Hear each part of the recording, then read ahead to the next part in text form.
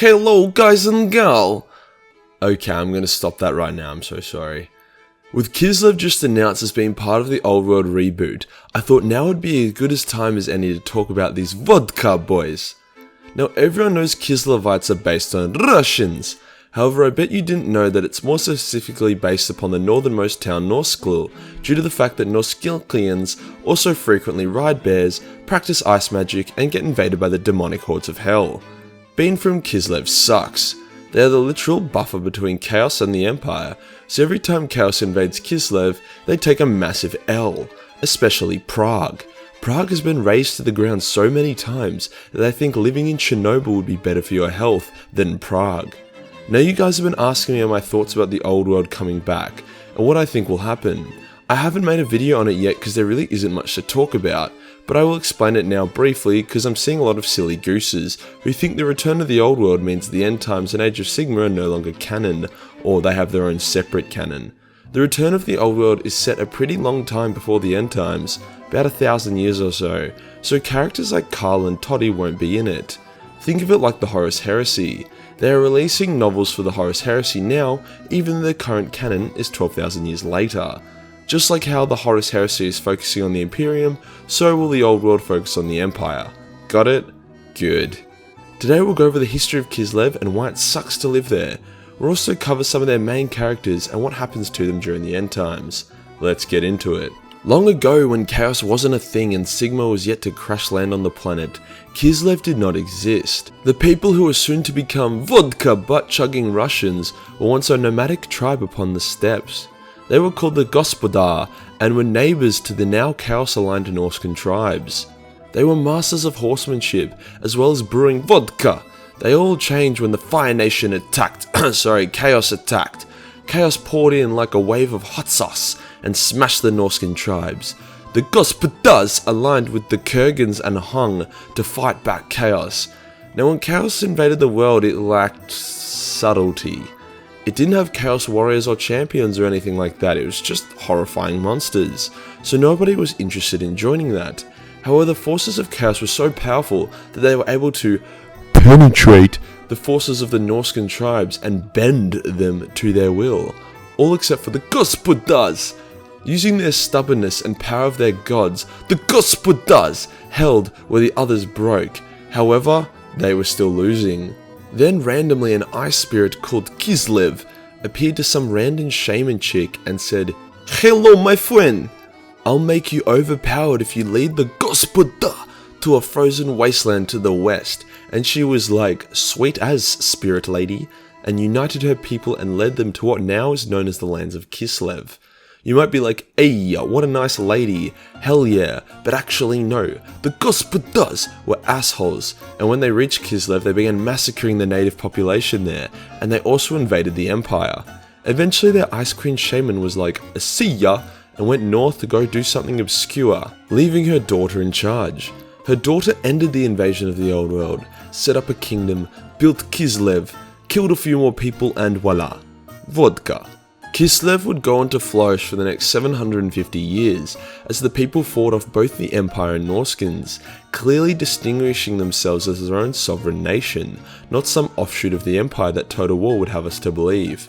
It was towards the end of this 750-year golden era that the Age of the Three Emperors happened, which is actually the setting for the new Old World revival, so there's your fun fact for the day. Nothing good lasts forever, and eventually Chaos attacked again, wrecking Kislev's tits and razing Prague to the ground. Now when Chaos razed Prague, they didn't just bomb it and move on, no, they turned it into a mini realm of chaos. The people were turned inside out, babies were fused to the cobblestone, and the internet speed dropped dramatically. Truly messed up stuff. Chaos then began its march to Kislev, whilst the Tsar of Kislev was like, "Holy crap, Empire, please save me." Now in the real world, America and Europe were just like Lamau when, Chaos invaded Russia. However, in fantasy world, a hero of the Empire emerged to save the day, Magnus the Pious. Magnus rallied the people of the Empire and began clapping some Chaos cheeks, each victory growing his legend and army. After gaining the support of Mindenheim as well as Teclis, Magnus felt ready to save the world. Nice. He sent his cavalry up to try and save Prague, but you know, it was pretty wrecked by the time they arrived, whilst Magnus led the rest of the army to Kislev. Chaos had moved a little bit faster than expected, hence when they arrived they found it on the brink of defeat. Magnus was like, "Swiggity swaggity swooty, I'm coming for that Chaos booty," and he charged deep into the rear of the unsuspecting Chaos army.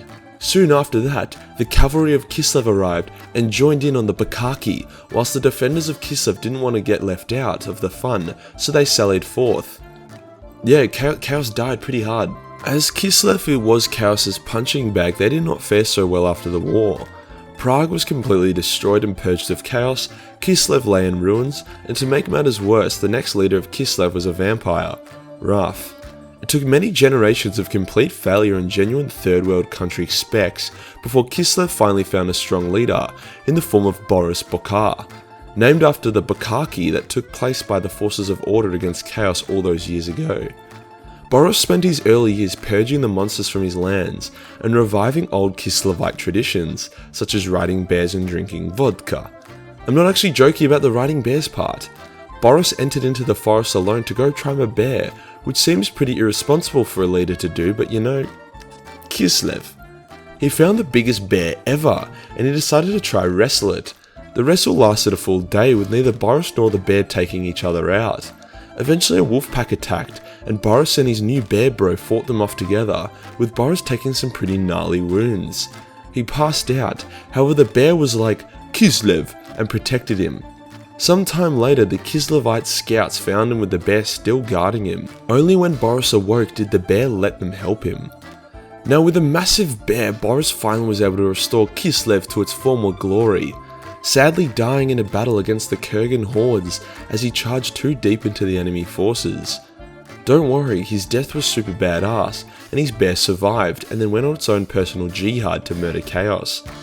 Katarin the Ice Queen then took over from her late father and was the greatest ruler Kislev ever had. And this brings us pretty much up to where the end times begun, as it happened only 4 years after Katarin took over.